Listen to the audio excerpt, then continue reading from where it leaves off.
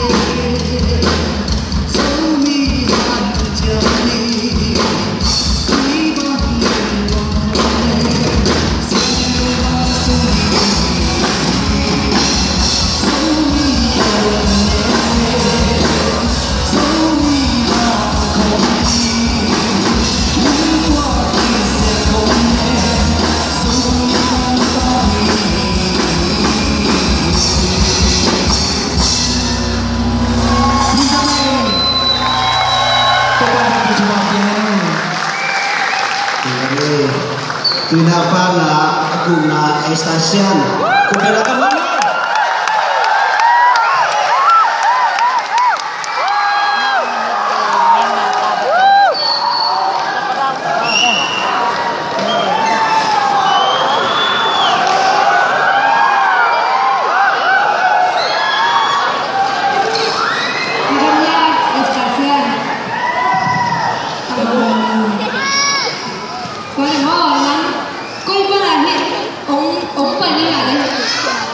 Australia Melbourne kan paling. Kalau nak kau ni tu mau nak pian ada orang tu aku lihat mau band ni nak pian nak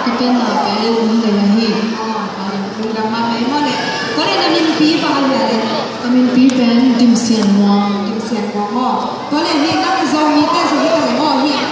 miền Nam đang cái số là sao họ nát đầy mà nó nghe thấy đi à nè tên là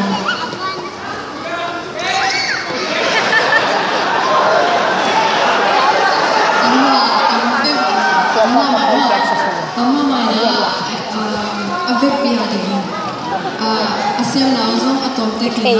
ete ben avek pia ete chading lúc đó mà mai na sa ding pa buya ko sa chu ken che dia kalau sa ben tung kalau sa ding ben sonong no ding rock ma ta tung pui prokhina ta tung pui asaki kami yang sa ta za